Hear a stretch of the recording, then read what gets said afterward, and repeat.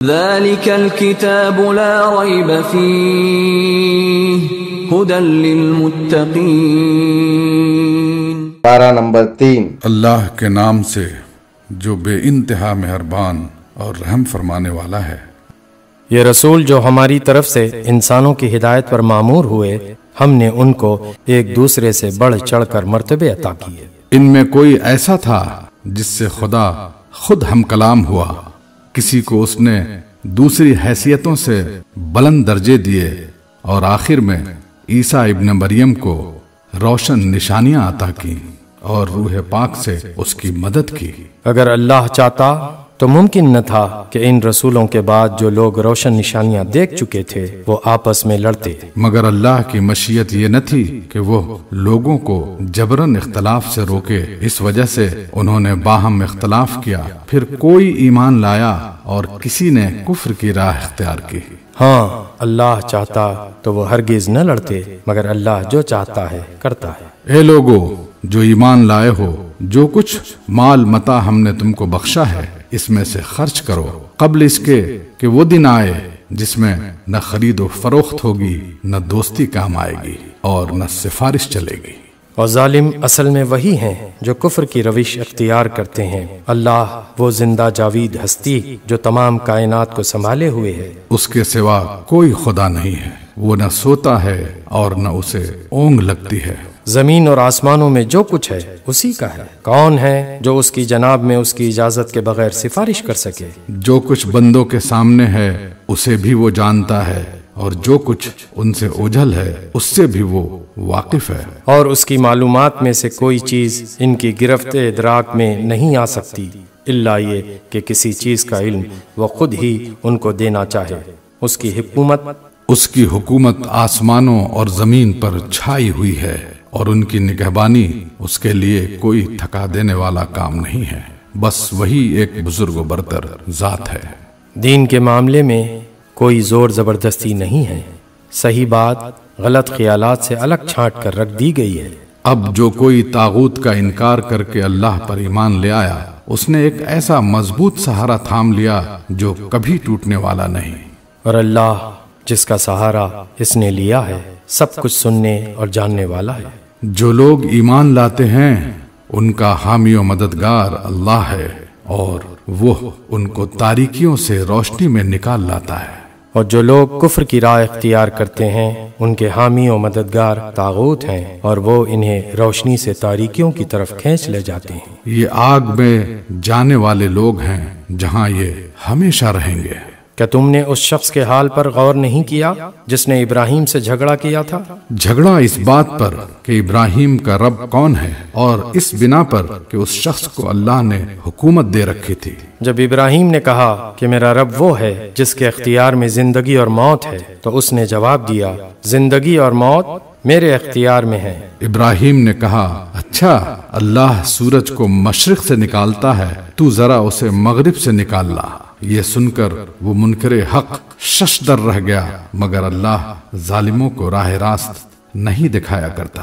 یا پھر مثال کے طور پر اس شخص کو دیکھو جس کا گزر ایک ایسی بستی پر ہوا جو اپنی چھتوں پر اوندھی گری پڑی تھی۔ اس نے کہا یہ آبادی جو ہلاک ہو چکی ہے اسے اللہ کس طرح دوبارہ زندگی بخشے گا؟ اس پر اللہ نے اس کی روح قبض کر لی اور وہ 100 برس تک مردہ پڑا رہا۔ پھر اللہ نے اسے دوبارہ زندگی بخشی اور اس سے پوچھا بتاؤ کتنی مدت پڑے رہے ہو؟ اس نے کہا 1 دن یا چند گھنٹے رہا ہوں گا۔ فرمایا تم پر 100 برس اسی حالت میں گزر چکے ہیں، اب ذرا اپنے کھانے اور پانی کو دیکھو کہ اس میں ذرا تغیر نہیں آیا ہے۔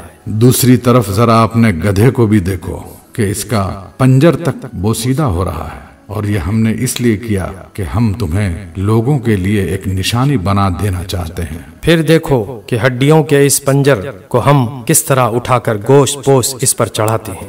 اس طرح جب حقیقت اس کے سامنے بالکل نمایاں ہو گئی تو اس نے کہا میں جانتا ہوں کہ اللہ ہر چیز پر قدرت رکھتا ہے۔ اور وہ واقعہ بھی پیش نظر رہے جب ابراہیم نے کہا تھا کہ میرے مالک مجھے دکھا دے تو مردوں کو کیسے زندہ کرتا ہے۔ فرمایا کیا تو ایمان نہیں رکھتا؟ اس نے عرض کیا ایمان تو رکھتا ہوں، مگر دل کا اطمینان درکار ہے۔ فرمایا اچھا تو 4 پرندے لے اور ان کو اپنے سے مانوس کر لے، پھر ان کا ایک ایک ٹکڑا ایک ایک پہاڑ پر رکھ دے، پھر ان کو پکار، وہ تیرے پاس دوڑے چلے آئیں گے۔ خوب جان لے کہ اللہ نہایت با اقتدار اور حکیم ہے۔ جو لوگ اپنے مال اللہ کی راہ میں صرف کرتے ہیں ان کے خرچ کی مثال ایسی ہے جیسے ایک دانہ بویا جائے اور اس سے 7 بالیں نکلیں اور ہر بالی میں 100 دانے ہوں۔ اسی طرح اللہ جس کے عمل کو چاہتا ہے افزونی عطا فرماتا ہے، وہ فراخ دست بھی ہے اور علیم بھی۔ جو لوگ اپنے مال اللہ کی راہ میں خرچ کرتے ہیں اور خرچ کر کے پھر احسان نہیں جتاتے، نہ دکھ دیتے ہیں، ان کا اجر ان کے رب کے پاس ہے اور ان کے لیے کسی رنج اور خوف کا موقع نہیں۔ ایک میٹھا بول اور کسی ناگوار بات پر ذرا سی چشم پوشی اس خیرات سے بہتر ہے جس کے پیچھے دکھ ہو۔ اللہ بے نیاز ہے اور بردباری اس کی صفت ہے۔ اے ایمان لانے والو، اپنے صدقات کو احسان جتا کر اور دکھ دے کر اس شخص کی طرح خاک میں نہ ملا دو جو اپنا مال محض لوگوں کو دکھانے کو خرچ کرتا ہے اور نہ اللہ پر ایمان رکھتا ہے نہ آخرت پر۔ اس کے خرچ کی مثال ایسی ہے جیسے ایک چٹان تھی جس پر مٹی کی تہ جمی ہوئی تھی، اس پر جب زور کا مہ برسا تو ساری مٹی بہہ گئی اور صاف چٹان کی چٹان رہ گئی۔ ایسے لوگ اپنے نزدیک خیرات کر کے جو نیکی کماتے ہیں اس سے کچھ بھی ان کے ہاتھ نہیں آتا۔ اور کافروں کو سیدھی راہ دکھانا اللہ کا دستور نہیں ہے، بخلاف اس کے جو لوگ اپنے مال محض اللہ کی رضا جوئی کے لیے دل کے پورے ثبات و قرار کے ساتھ خرچ کرتے ہیں، ان کے خرچ کی مثال ایسی ہے جیسے کسی سطح مرتفع پر ایک باغ ہو، اگر زور کی بارش ہو جائے تو 2 گنا پھل لائے، اور اگر زور کی بارش نہ بھی ہو تو ایک ہلکی پھوہار ہی اس کے لیے کافی ہو جائے۔ تم جو کچھ کرتے ہو سب اللہ کی نظر میں ہے۔ کیا تم میں سے کوئی یہ پسند کرتا ہے کہ اس کے پاس ایک ہرا بھرا باغ ہو، نہروں سے سیراب، کھجوروں اور انگوروں اور ہر قسم کے پھلوں سے لدا ہوا، اور وہ عین اس وقت ایک تیز بگولے کی زد میں آ کر جھلس جائے جبکہ وہ خود بوڑھا ہو اور اس کے کم سن بچے ابھی کسی لائق نہ ہو؟ اس طرح اللہ اپنی باتیں تمہارے سامنے بیان کرتا ہے، شاید کہ تم غور و فکر کرو۔ اے لوگو جو ایمان لائے ہو، جو مال تم نے کمائے ہیں اور جو کچھ ہم نے زمین سے تمہارے لیے نکالا ہے اس میں سے بہتر حصہ راہ خدا میں خرچ کرو۔ ایسا نہ ہو کہ اس کی راہ میں دینے کے لیے بری سے بری چیز چھانٹنے کی کوشش کرنے لگو، حالانکہ وہی چیز اگر کوئی تمہیں دے تو تم ہرگز اسے لینا گوارا نہ کرو گے، الا یہ کہ اس کو قبول کرنے میں تم اغماض برت جاؤ۔ تمہیں جان لینا چاہیے کہ اللہ بے نیاز ہے اور بہترین صفات سے متصف ہے۔ شیطان تمہیں مفلسی سے ڈراتا ہے اور شرمناک طرز عمل اختیار کرنے کی ترغیب دیتا ہے، مگر اللہ تمہیں اپنی بخشش اور فضل کی امید دلاتا ہے۔ اللہ بڑا فراخ دست اور دانا ہے، جس کو چاہتا ہے حکمت عطا کرتا ہے، اور جس کو حکمت ملی اسے حقیقت میں بڑی دولت مل گئی۔ ان باتوں سے صرف وہی لوگ سبق لیتے ہیں جو دانش مند ہیں۔ تم نے جو کچھ بھی خرچ کیا ہو اور جو نظر بھی مانی ہو، اللہ کو اس کا علم ہے اور ظالموں کا کوئی مددگار نہیں۔ اگر اپنے صدقات علانیہ دو تو یہ بھی اچھا ہے، لیکن اگر چھپا کر حاجت مندوں کو دو تو یہ تمہارے حق میں زیادہ بہتر ہے۔ تمہاری بہت سی برائیاں اس طرز عمل سے محو ہو جاتی ہیں، اور جو کچھ تم کرتے ہو اللہ کو بہرحال اس کی خبر ہے۔ اے نبی، لوگوں کو ہدایت بخش دینے کی ذمہ داری تم پر نہیں ہے، ہدایت تو اللہ ہی جسے چاہتا ہے بخشتا ہے۔ اور راہ خیر میں جو مال تم لوگ خرچ کرتے ہو وہ تمہارے اپنے لیے بھلا ہے۔ آخر تم اسی لیے تو خرچ کرتے ہو کہ اللہ کی رضا حاصل ہو، تو جو کچھ مال تم راہ خیر میں خرچ کرو گے اس کا پورا اجر تمہیں دیا جائے گا اور تمہاری حق تلفی ہرگز نہ ہوگی۔ خاص طور پر مدد کے مستحق وہ تنگ دست لوگ ہیں جو اللہ کے کام میں ایسے گھر گئے ہیں کہ اپنی ذاتی کسب معاش کے لیے زمین میں کوئی دوڑ دھوپ نہیں کر سکتے۔ ان کی خودداری دیکھ کر ناواقف آدمی گمان کرتا ہے کہ یہ خوشحال ہیں، تم ان کے چہروں سے ان کی اندرونی حالت پہچان سکتے ہو، مگر وہ ایسے لوگ نہیں ہیں کہ لوگوں کے پیچھے پڑ کر کچھ مانگیں۔ ان کی اعانت میں جو کچھ مال تم خرچ کرو گے وہ اللہ سے پوشیدہ نہ رہے گا۔ جو لوگ اپنے مال شب و روز کھلے اور چھپے خرچ کرتے ہیں ان کا اجر ان کے رب کے پاس ہے، اور ان کے لیے کسی خوف اور رنج کا مقام نہیں۔ مگر جو لوگ سود کھاتے ہیں ان کا حال اس شخص کا سا ہوتا ہے جسے شیطان نے چھو کر باولا کر دیا ہو، اور اس حالت میں ان کے مبتلا ہونے کی وجہ یہ ہے کہ وہ کہتے ہیں تجارت بھی تو آخر سود ہی جیسی چیز ہے، حالانکہ اللہ نے تجارت کو حلال کیا ہے اور سود کو حرام۔ لہذا جس شخص کو اس کے رب کی طرف سے یہ نصیحت پہنچے اور آئندہ کے لیے وہ سود خوری سے باز آ جائے تو جو کچھ وہ پہلے کھا چکا سو کھا چکا، اس کا معاملہ اللہ کے حوالے ہے۔ اور جو اس حکم کے بعد پھر اسی حرکت کا اعادہ کرے وہ جہنمی ہے جہاں وہ ہمیشہ رہے گا۔ اللہ سود کا مٹ مار دیتا ہے اور صدقات کو نشو نما دیتا ہے، اور اللہ کسی ناشکر بد عمل انسان کو پسند نہیں کرتا۔ ہاں، جو لوگ ایمان لے آئیں اور نیک عمل کریں اور نماز قائم کریں اور زکوٰۃ دیں، ان کا اجر بے شک ان کے رب کے پاس ہے، اور ان کے لیے کسی خوف اور رنج کا موقع نہیں۔ اے لوگو جو ایمان لائے ہو، خدا سے ڈرو، اور جو کچھ تمہارا سود لوگوں پر باقی رہ گیا ہے اسے چھوڑ دو اگر واقعی تم ایمان لائے ہو۔ لیکن اگر تم نے ایسا نہ کیا تو آگاہ ہو جاؤ کہ اللہ اور اس کے رسول کی طرف سے تمہارے خلاف اعلان جنگ ہے۔ اب بھی توبہ کر لو اور سود چھوڑ دو تو اپنا اصل سرمایہ لینے کے تم حقدار ہو، نہ تم ظلم کرو نہ تم پر ظلم کیا جائے۔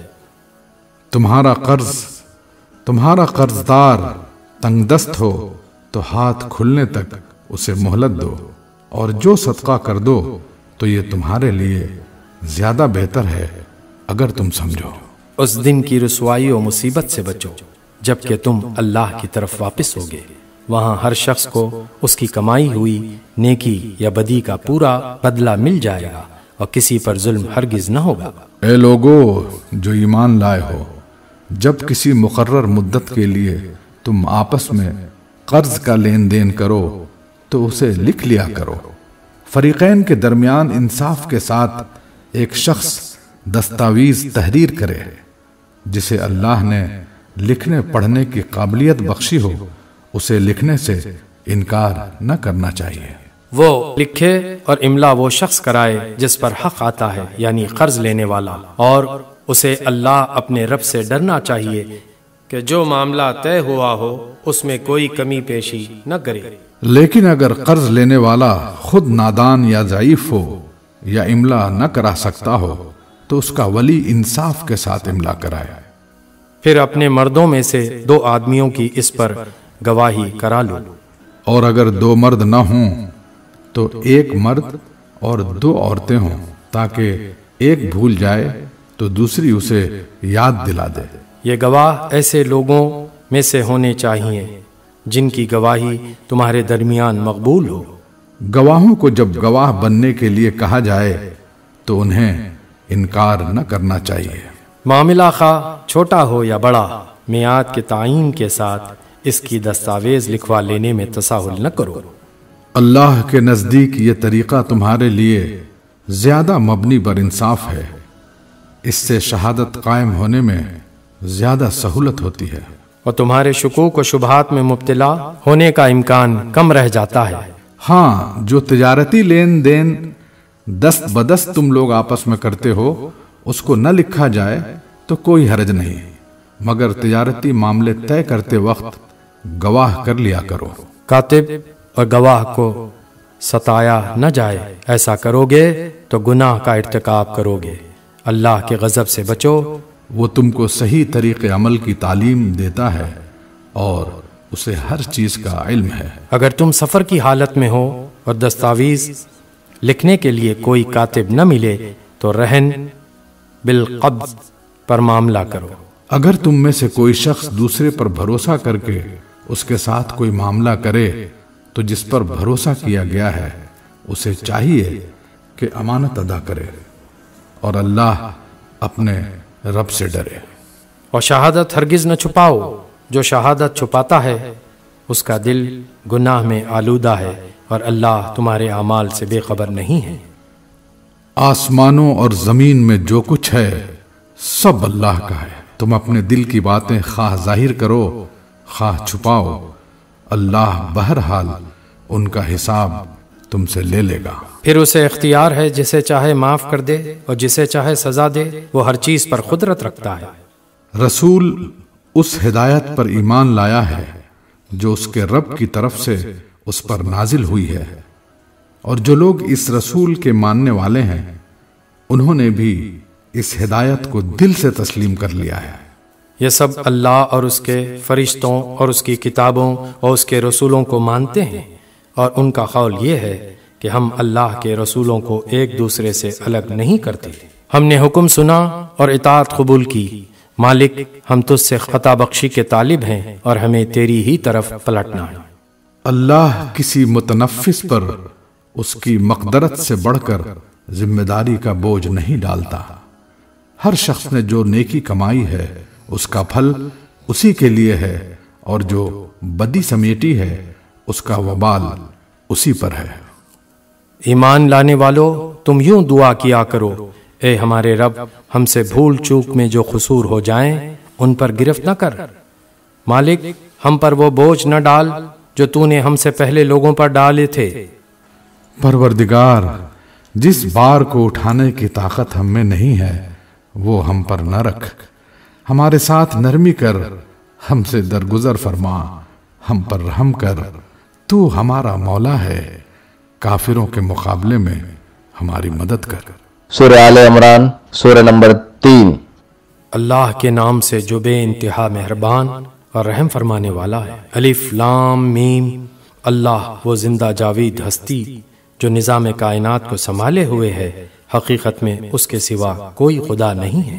اے نبی، اس نے تم پر یہ کتاب نازل کی جو حق لے کر آئی ہے اور ان کتابوں کی تصدیق کر رہی ہے جو پہلے سے آئی ہوئی تھیں۔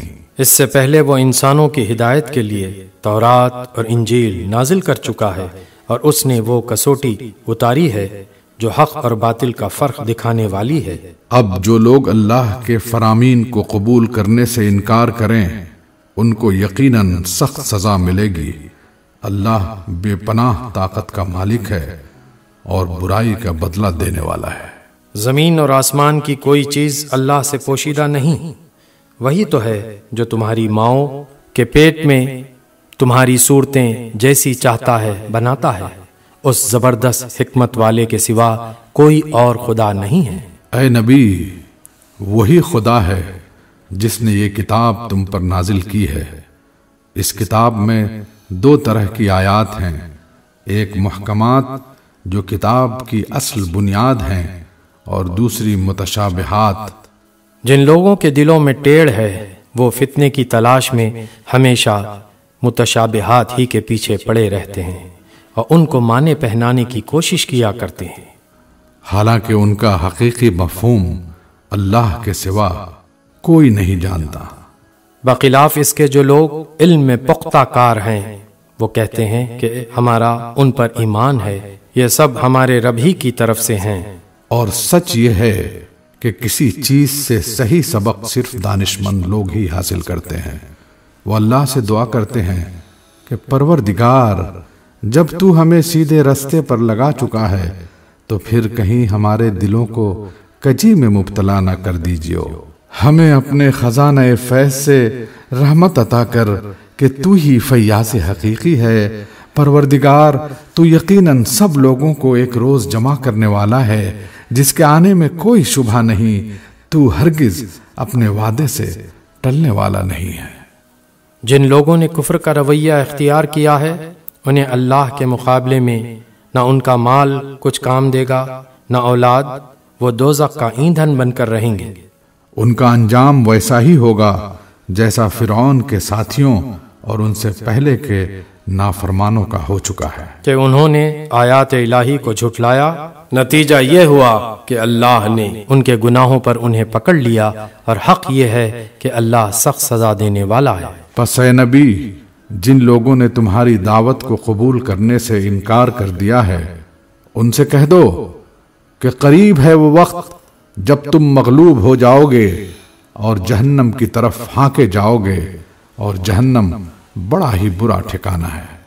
تمہارے لیے ان دو گروہوں میں ایک نشان عبرت تھا جو بدر میں ایک دوسرے سے نبرد آزما ہوئے۔ ایک گروہ اللہ کی راہ میں لڑ رہا تھا اور دوسرا گروہ کافر تھا۔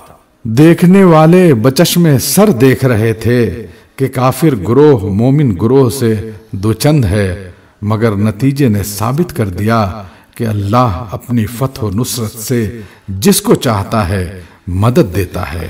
دیدہ بینا رکھنے والوں کے لیے اس میں بڑا سبق پوشیدہ ہے۔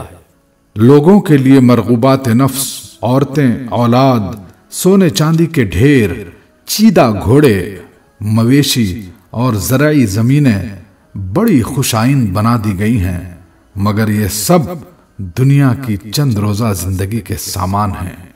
حقیقت میں جو بہتر ٹھکانہ ہے وہ تو اللہ کے پاس ہے۔ کہو میں تمہیں بتاؤں کہ ان سے زیادہ اچھی چیز کیا ہے؟ جو لوگ تقوی کی روش اختیار کریں ان کے لیے ان کے رب کے پاس باغ ہیں جن کے نیچے نہریں بہتی ہوں گی، وہاں انہیں ہمیشگی کی زندگی حاصل ہوگی، پاکیزہ بیویاں ان کی رفیق ہوں گی اور اللہ کی رضا سے وہ سرفراز ہوں گے۔ اللہ اپنے بندوں کے رویے پر گہری نظر رکھتا ہے۔ یہ وہ لوگ ہیں جو کہتے ہیں کہ مالک ہم ایمان لائے، ہماری خطاؤں سے درگزر فرما اور ہمیں آتش دوزخ سے بچا لے۔ یہ لوگ صبر کرنے والے ہیں، راست باز ہیں، فرما بردار اور فیاض ہیں، اور رات کی آخری گھڑیوں میں اللہ سے مغفرت کی دعائیں مانگا کرتے ہیں۔ اللہ نے خود اس بات کی شہادت دی ہے کہ اس کے سوا کوئی خدا نہیں ہے، اور فرشتے اور سب اہل علم بھی راستی اور انصاف کے ساتھ اس پر گواہ ہیں کہ اس زبردست حکیم کے سوا فی الواقع کوئی خدا نہیں ہے۔ اللہ کے نزدیک دین صرف اسلام ہے۔ اس دین سے ہٹ کر جو مختلف طریقے ان لوگوں نے اختیار کیے جنہیں کتاب دی گئی تھی، ان کے اس طرز عمل کی کوئی وجہ اس کے سوا نہ تھی کہ انہوں نے علم آ جانے کے بعد آپس میں ایک دوسرے پر زیادتی کرنے کے لیے ایسا کیا، اور جو کوئی اللہ کے احکام و ہدایات کی اطاعت سے انکار کر دے اللہ کو اس سے حساب لیتے کچھ دیر نہیں لگتی۔ اب اگر اے نبی یہ لوگ تم سے جھگڑا کریں تو ان سے کہو میں نے اور میرے پیرووں نے تو اللہ کے آگے سر تسلیم خم کر دیا ہے، پھر اہل کتاب اور غیر اہل کتاب دونوں سے پوچھو کیا تم نے بھی اس کی اطاعت و بندگی قبول کی؟ اگر کی تو وہ راہ راست پا گئے، اور اگر اس سے منہ موڑا تو تم پر صرف پیغام پہنچا دینے کی ذمہ داری تھی۔ آگے اللہ خود اپنے بندوں کے معاملات دیکھنے والا ہے۔ جو لوگ اللہ کے احکام و ہدایات کو ماننے سے انکار کرتے ہیں اور اس کے پیغمبروں کو ناحق قتل کرتے ہیں، اور ایسے لوگوں کی جان کے در پہ ہو جاتے ہیں جو خلق خدا میں سے عدل و راستی کا حکم دینے کے لیے اٹھیں، ان کو دردناک سزا کی خوشخبری سنا دو۔ یہ وہ لوگ ہیں جن کے اعمال دنیا اور آخرت دونوں میں ضائع ہو گئے، اور ان کا مددگار کوئی نہیں ہے۔ تم نے دیکھا نہیں کہ جن لوگوں کو کتاب کے علم میں سے کچھ حصہ ملا ہے تو ان کا حال کیا ہے؟ انہیں جب کتاب الہی کی طرف بلایا جاتا ہے تاکہ وہ ان کے درمیان فیصلہ کرے تو ان میں سے ایک فریق اس سے پہلو تہی کرتا ہے اور اس فیصلے کی طرف آنے سے منہ پھیر جاتا ہے۔ ان کا یہ طرز عمل اس وجہ سے ہے کہ وہ کہتے ہیں آتش دوزخ تو ہمیں مس تک نہ کرے گی، اور اگر دوزخ کی سزا ہم کو ملے گی بھی تو بس چند روز۔ ان کے خود ساختہ عقیدوں نے ان کو اپنے دین کے معاملے میں بڑی غلط فہمیوں میں ڈال رکھا ہے، مگر کیا بنے گی ان پر جب ہم انہیں اس روز جمع کریں گے جس کا آنا یقینی ہے۔ اس روز ہر شخص کو اس کی کمائی کا بدلہ پورا پورا دے دیا جائے گا اور کسی پر ظلم نہ ہوگا۔ کہو خدایا ملک کے مالک، تو جسے چاہے حکومت دے اور جس سے چاہے چھین لے، جسے چاہے عزت بخشے اور جس کو چاہے ذلیل کر دے، بھلائی تیرے اختیار میں ہے، بے شک تو ہر چیز پر قادر ہے۔ رات کو دن میں پروتا ہوا لے آتا ہے اور دن کو رات میں، بے جان میں سے جاندار کو نکالتا ہے اور جاندار میں سے بے جان کو، اور جسے چاہتا ہے بے حساب رزق دیتا ہے۔ مومنین اہل ایمان کو چھوڑ کر کافروں کو اپنا رفیق اور یار و مددگار ہرگز نہ بنائیں۔ جو ایسا کرے گا اس کا اللہ سے کوئی تعلق نہیں۔ ہاں، یہ معاف ہے کہ تم ان کے ظلم سے بچنے کے لیے بظاہر ایسا طرز عمل اختیار کر جاؤ، مگر اللہ تمہیں اپنے آپ سے ڈراتا ہے اور تمہیں اسی کی طرف پلٹ کر جانا ہے۔ اے نبی، لوگوں کو خبردار کر دو کہ تمہارے دلوں میں جو کچھ ہے اسے خواہ تم چھپاؤ یا ظاہر کرو، اللہ بہرحال اسے جانتا ہے۔ زمین اور آسمانوں کی کوئی چیز اس کے علم سے باہر نہیں ہے، اور اس کا اقتدار ہر چیز پر حاوی ہے۔ وہ دن آنے والا ہے جب ہر نفس اپنے کیے کا پھل حاضر پائے گا، خواہ اس نے بھلائی کی ہو یا برائی۔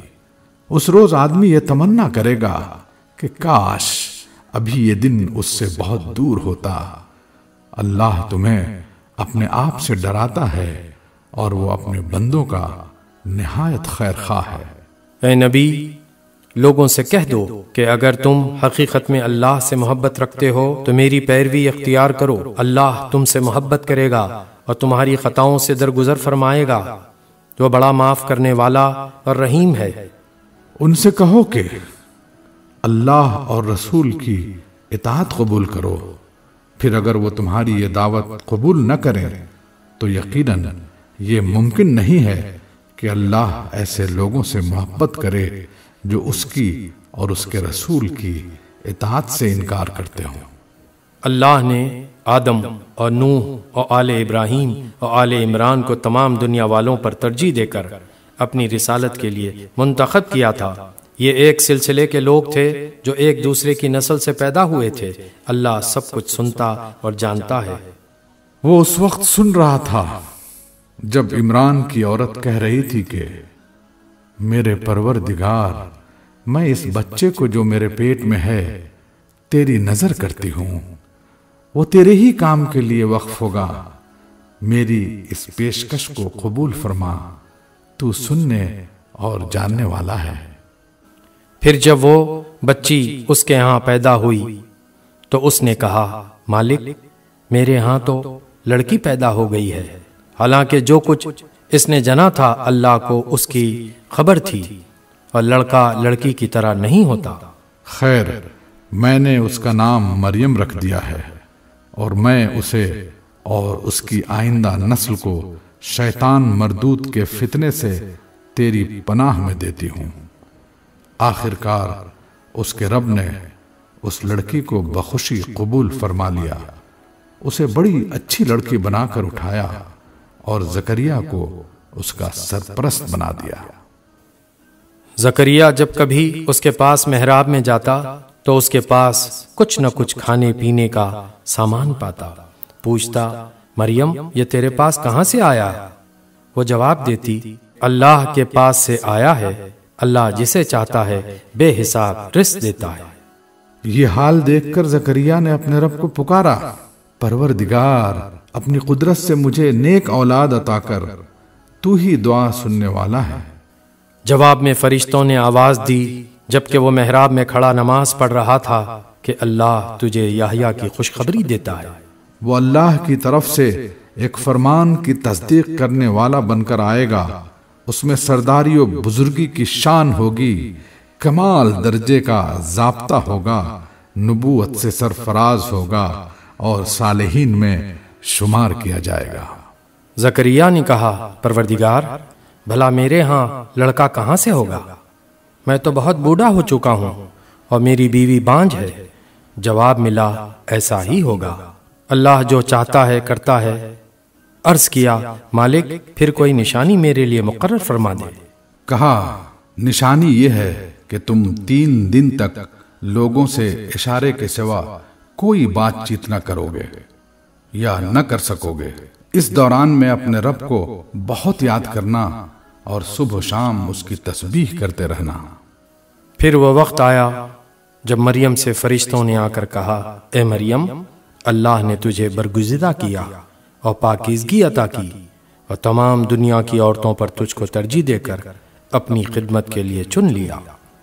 اے مریم، اپنے رب کی تابع فرمان بن کر رہ، اس کے آگے سر بسجود ہو، اور جو بندے اس کے حضور جھکنے والے ہیں ان کے ساتھ تو بھی جھک جا۔ اے نبی، یہ غیب کی خبریں ہیں جو ہم تم کو وحی کے ذریعے سے بتا رہے ہیں، ورنہ تم اس وقت وہاں موجود نہ تھے جب ہیکل کے خادم یہ فیصلہ کرنے کے لیے کہ مریم کا سرپرست کون ہو اپنے قلم پھینک رہے تھے، ورنہ تم اس وقت حاضر تھے جب ان کے درمیان جھگڑا برپا تھا۔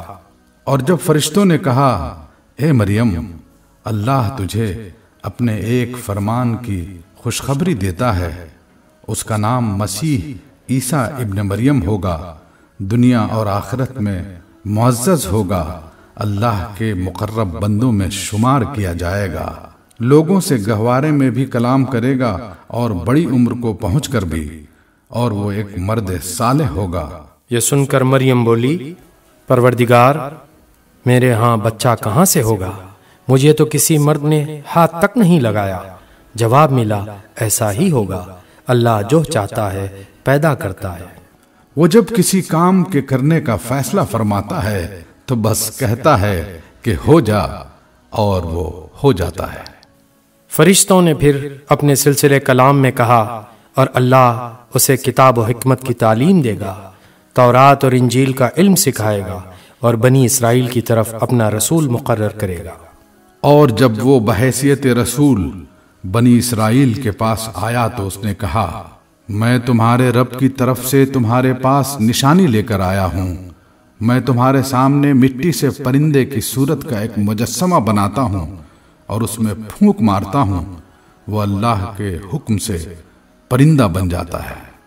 میں اللہ کے حکم سے مادرزاد، اندھے اور کوڑی کو اچھا کرتا ہوں، اور اس کے اذن سے مردے کو زندہ کرتا ہوں۔ میں تمہیں بتاتا ہوں کہ تم کیا کھاتے ہو اور کیا اپنے گھروں میں ذخیرہ کر کے رکھتے ہو۔ اس میں تمہارے لیے کافی نشانی ہے اگر تم ایمان لانے والے ہو۔ اور میں اس تعلیم و ہدایت کی تصدیق کرنے والا بن کر آیا ہوں جو تورات میں سے اس وقت میرے زمانے میں موجود ہے، اور اس لیے آیا ہوں کہ تمہارے لیے بعض ان چیزوں کو حلال کر دوں جو تم پر حرام کر دی گئی ہیں۔ دیکھو، میں تمہارے رب کی طرف سے تمہارے پاس نشانی لے کر آیا ہوں، لہذا اللہ سے ڈرو اور میری اطاعت کرو۔ اللہ میرا رب بھی ہے اور تمہارا رب بھی، لہذا تم اسی کی بندگی اختیار کرو، یہ سیدھا راستہ ہے۔ جب عیسیٰ نے محسوس کیا کہ بنی اسرائیل کفر و انکار پر آمادہ ہیں تو اس نے کہا، کون اللہ کی راہ میں میرا مددگار ہوتا ہے؟ حواریوں نے جواب دیا، ہم اللہ کے مددگار ہیں، ہم اللہ پر ایمان لائے، آپ گواہ رہیں کہ ہم مسلم اللہ کے آگے سر اطاعت جھکا دینے والے ہیں۔ مالک، جو فرمان تو نے نازل کیا ہے ہم نے اسے مان لیا اور رسول کی پیروی قبول کی، ہمارا نام گواہی دینے والوں میں لکھ لے۔ پھر بنی اسرائیل مسیح کے خلاف خفیہ تدبیریں کرنے لگے۔ جواب میں اللہ نے بھی اپنی خفیہ تدبیر کی، اور ایسی تدبیروں میں اللہ سب سے بڑھ کر ہے۔ وہ اللہ کی خفیہ تدبیر ہی تھی جب اس نے کہا کہ اے عیسیٰ، اب میں تجھے واپس لے لوں گا اور تجھ کو اپنی طرف اٹھا لوں گا، اور جنہوں نے تیرا انکار کیا ہے ان سے یعنی ان کی معیت اور ان کے گندے ماحول میں ان کے ساتھ رہنے سے تجھے پاک کر دوں گا، اور تیری پیروی کرنے والوں کو قیامت تک ان لوگوں پر بالا دست رکھوں گا جنہوں نے تیرا انکار کیا ہے۔ پھر تم سب کو آخرکار میرے پاس آنا ہے، اس وقت میں ان باتوں کا فیصلہ کر دوں گا جن میں تمہارے درمیان اختلاف ہوا ہے۔ جن لوگوں نے کفر و انکار کی روش اختیار کی ہے انہیں دنیا اور آخرت دونوں میں سخت سزا دوں گا اور وہ کوئی مددگار نہ پائیں گے۔ اور جنہوں نے ایمان اور نیک عملی کا رویہ اختیار کیا ہے انہیں ان کے اجر پورے پورے دے دیے جائیں گے، اور خوب جان لے کہ ظالموں سے اللہ ہرگز محبت نہیں کرتا۔ اے نبی، یہ آیات اور حکمت سے لبریز تذکرے ہیں جو ہم تمہیں سنا رہے ہیں۔ اللہ کے نزدیک عیسیٰ کی مثال آدم کی سی ہے کہ اللہ نے اسے مٹی سے پیدا کیا اور حکم دیا کہ ہو جا، اور وہ ہو گیا۔ یہ اصل حقیقت ہے جو تمہارے رب کی طرف سے بتائی جا رہی ہے، اور تم ان لوگوں میں شامل نہ ہو جو اس میں شک کرتے ہیں۔ یہ علم آ جانے کے بعد اب جو کوئی اس معاملے میں تم سے جھگڑا کرے تو اے نبی اس سے کہو کہ آؤ ہم اور تم خود بھی آ جائیں اور اپنے اپنے بال بچوں کو بھی لے آئیں اور خدا سے دعا کریں کہ جو جھوٹا ہو اس پر خدا کی لعنت ہو۔ یہ بالکل صحیح واقعات ہیں، اور حقیقت یہ ہے کہ اللہ کے سوا کوئی خداوند نہیں ہے، اور وہ اللہ ہی کی ہستی ہے جس کی طاقت سب سے بالا اور جس کی حکمت نظام عالم میں کار فرما ہے۔ پس اگر یہ لوگ اس شرط پر مقابلے میں آنے سے منہ موڑیں تو ان کا مفسد ہونا صاف کھل جائے گا، اور اللہ تو مفسدوں کے حال سے واقف ہی ہے۔ اے نبی کہو، اے اہل کتاب، آؤ ایک ایسی بات کی طرف جو ہمارے اور تمہارے درمیان یکساں ہے، یہ کہ ہم اللہ کے سوا کسی کی بندگی نہ کریں، اس کے ساتھ کسی کو شریک نہ ٹھہرائیں، اور ہم میں سے کوئی اللہ کے سوا کسی کو اپنا رب نہ بنا لے۔ اس دعوت کو قبول کرنے سے اگر وہ منہ موڑیں تو صاف کہہ دو کہ گواہ رہو ہم تو مسلم صرف خدا کی بندگی و اطاعت کرنے والے ہیں۔ اے اہل کتاب، تم ابراہیم کے دین کے بارے میں کیوں جھگڑا کرتے ہو؟ تورات اور انجیل تو ابراہیم کے بعد ہی نازل ہوئی ہیں، پھر کیا تم اتنی بات بھی نہیں سمجھتے؟ تم لوگ جن چیزوں کا علم رکھتے ہو ان میں تو خوب بحثیں کر چکے، اب ان معاملات میں کیوں بحث کرنے چلے ہو جن کا تمہارے پاس کچھ بھی علم نہیں؟ اللہ جانتا ہے تم نہیں جانتے۔ ابراہیم نہ یہودی تھا نہ عیسائی، بلکہ وہ تو ایک مسلم یکسو تھا، اور وہ ہرگز مشرکوں میں سے نہ تھا۔ ابراہیم سے نسبت رکھنے کا سب سے زیادہ حق اگر کسی کو پہنچتا ہے تو ان لوگوں کو پہنچتا ہے جنہوں نے اس کی پیروی کی، اور اب یہ نبی اور اس کے ماننے والے اس نسبت کے زیادہ حقدار ہیں۔ اللہ صرف انہی کا حامی و مددگار ہے جو ایمان رکھتے ہوں۔ اے ایمان لانے والو، اہل کتاب میں سے ایک گروہ چاہتا ہے کہ کسی طرح تمہیں راہ راست سے ہٹا دے، حالانکہ در حقیقت وہ اپنے سوا کسی کو گمراہی میں نہیں ڈال رہے ہیں، مگر انہیں اس کا شعور نہیں ہے۔ اے اہل کتاب، کیوں اللہ کی آیات کا انکار کرتے ہو حالانکہ تم خود ان کا مشاہدہ کر رہے ہو؟ اے اہل کتاب، کیوں حق کو باطل کا رنگ چڑھا کر مشتبہ بناتے ہو؟ کیوں جانتے بوجھتے حق کو چھپاتے ہو؟ اہل کتاب میں سے ایک گروہ وہ کہتا ہے کہ اس نبی کو ماننے والوں پر جو کچھ نازل ہوا ہے اس پر صبح ایمان لاؤ اور شام کو اس سے انکار کر دو، شاید اس ترکیب سے یہ لوگ اپنے ایمان سے پھر جائیں۔ نیز یہ لوگ آپس میں کہتے ہیں کہ اپنے مذہب والے کے سوا کسی کی بات نہ مانو۔ اے نبی، ان سے کہہ دو کہ اصل میں ہدایت تو اللہ کی ہدایت ہے، اور یہ اسی کا دین ہے کہ کسی کو وہی کچھ دے دیا جائے جو کبھی تم کو دیا گیا تھا، یا یہ کہ دوسروں کو تمہارے رب کے حضور پیش کرنے کے لیے تمہارے خلاف قوی حجت مل جائے۔ اے نبی، ان سے کہو کہ فضل و شرف اللہ کے اختیار میں ہے، جسے چاہے عطا فرمائے، وہ وسیع النظر ہے اور سب کچھ جانتا ہے، اپنی رحمت کے لیے جس کو چاہتا ہے مخصوص کر لیتا ہے، اور اس کا فضل بہت بڑا ہے۔ اہل کتاب میں کوئی تو ایسا ہے کہ اگر تم اس کے اعتماد پر مال و دولت کا ایک ڈھیر بھی دے دو تو وہ تمہارا مال تمہیں ادا کر دے گا، اور کسی کا حال یہ ہے کہ اگر تم 1 دینار کے معاملے میں بھی اس پر بھروسہ کرو تو وہ ادا نہ کرے گا، الا یہ کہ تم اس کے سر پر سوار ہو جاؤ۔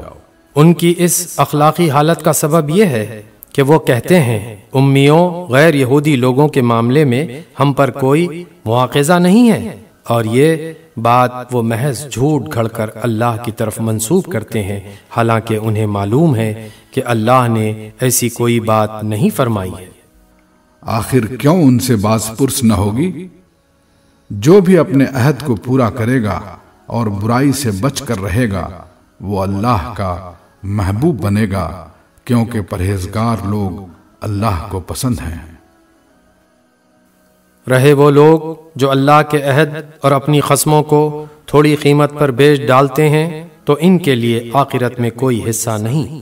اللہ قیامت کے روز نہ ان سے بات کرے گا، نہ ان کی طرف دیکھے گا، اور نہ انہیں پاک کرے گا، بلکہ ان کے لیے تو سخت دردناک سزا ہے۔ ان میں کچھ لوگ ایسے ہیں جو کتاب پڑھتے ہوئے اس طرح زبان کا الٹ پھیر کر دیتے ہیں کہ تم سمجھو جو کچھ وہ پڑھ رہے ہیں وہ کتاب ہی کی عبارت ہے، حالانکہ وہ کتاب کی عبارت نہیں ہوتی۔ وہ کہتے ہیں کہ یہ جو کچھ ہم پڑھ رہے ہیں یہ خدا کی طرف سے ہے، حالانکہ وہ خدا کی طرف سے نہیں ہوتا۔ وہ جان بوجھ کر جھوٹ بات اللہ کی طرف منسوب کر دیتے ہیں۔ کسی انسان کا یہ کام نہیں ہے کہ اللہ تو اس کو کتاب اور حکم اور نبوت عطا فرمائے اور وہ لوگوں سے کہے کہ اللہ کے بجائے تم میرے بندے بن جاؤ، جیسا کہ اس کتاب کی تعلیم کا تقاضا ہے جسے تم پڑھتے اور پڑھاتے ہو۔ وہ تم سے ہرگز یہ نہ کہے گا کہ فرشتوں کو یا پیغمبروں کو اپنا رب بنا لو۔ کیا یہ ممکن ہے کہ ایک نبی تمہیں کفر کا حکم دے جبکہ تم مسلم ہو؟ یاد کرو اللہ نے پیغمبروں سے عہد لیا تھا کہ آج میں نے تمہیں کتاب اور حکمت و دانش سے نوازا ہے، کل اگر کوئی دوسرا رسول تمہارے پاس اسی تعلیم کی تصدیق کرتا ہوا آئے جو پہلے سے تمہارے پاس موجود ہے تو تم کو اس پر ایمان لانا ہوگا اور اس کی مدد کرنی ہوگی۔ یہ ارشاد فرما کر اللہ نے پوچھا، کیا تم اس کا اقرار کرتے ہو اور اس پر میری طرف سے عہد کی بھاری ذمہ داری اٹھاتے ہو؟ انہوں نے کہا، ہاں ہم اقرار کرتے ہیں۔ اللہ نے فرمایا، اچھا تو گواہ رہو اور میں بھی تمہارے ساتھ گواہ ہوں۔ اس کے بعد جو اپنے عہد سے پھر جائے وہی فاسق ہے۔ اب کیا یہ لوگ اللہ کی اطاعت کا طریقہ دین اللہ چھوڑ کر کوئی اور طریقہ چاہتے ہیں؟ حالانکہ آسمان اور زمین کی ساری چیزیں چاروں ناچار اللہ ہی کی تابع فرمان مسلم ہیں اور اسی کی طرف سب کو پلٹنا ہے۔ اے نبی، کہو کہ ہم اللہ کو مانتے ہیں، اس تعلیم کو مانتے ہیں جو ہم پر نازل کی گئی ہے، ان تعلیمات کو بھی مانتے ہیں جو ابراہیم، اسماعیل، اسحاق، یعقوب اور اولاد یعقوب پر نازل ہوئی تھیں، اور ان ہدایت پر بھی ایمان رکھتے ہیں جو موسیٰ اور عیسیٰ اور دوسرے پیغمبروں کو ان کے رب کی طرف سے دی گئی۔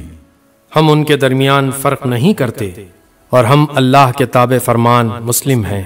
اس فرما برداری اسلام کے سوا جو شخص کوئی اور طریقہ اختیار کرنا چاہے اس کا وہ طریقہ ہرگز قبول نہ کیا جائے گا اور آخرت میں وہ ناکام و نامراد رہے گا۔ کیسے ہو سکتا ہے کہ اللہ ان لوگوں کو ہدایت بخشے جنہوں نے نعمت ایمان پا لینے کے بعد پھر کفر اختیار کیا، حالانکہ وہ خود اس بات پر گواہی دے چکے ہیں کہ یہ رسول حق پر ہے اور ان کے پاس روشن نشانیاں بھی آ چکی ہیں۔ اللہ ظالموں کو تو ہدایت نہیں دیا کرتا۔ ان کے ظلم کا صحیح بدلہ یہی ہے کہ ان پر اللہ اور فرشتوں اور تمام انسانوں کی پھٹکار ہے۔ اسی حالت میں وہ ہمیشہ رہیں گے، نہ ان کی سزا میں تخفیف ہوگی اور نہ انہیں مہلت دی جائے گی۔ البتہ وہ لوگ بچ جائیں گے جو اس کے بعد توبہ کر کے اپنے طرز عمل کی اصلاح کر لیں۔ اللہ بخشنے والا اور رحم فرمانے والا ہے۔ مگر جن لوگوں نے ایمان لانے کے بعد کفر اختیار کیا پھر اپنے کفر میں بڑھتے چلے گئے، ان کی توبہ ہرگز قبول نہ ہوگی۔ ایسے لوگ تو پکے گمراہ ہیں۔ یقین رکھو جن لوگوں نے کفر اختیار کیا اور کفر ہی کی حالت میں جان دی، ان میں سے کوئی اگر اپنے آپ کو سزا سے بچانے کے لیے روئے زمین بھر کر بھی سونا فدیہ میں دے تو اسے قبول نہ کیا جائے گا۔ ایسے لوگوں کے لیے دردناک سزا تیار ہے اور وہ اپنا کوئی مددگار نہ پائیں گے۔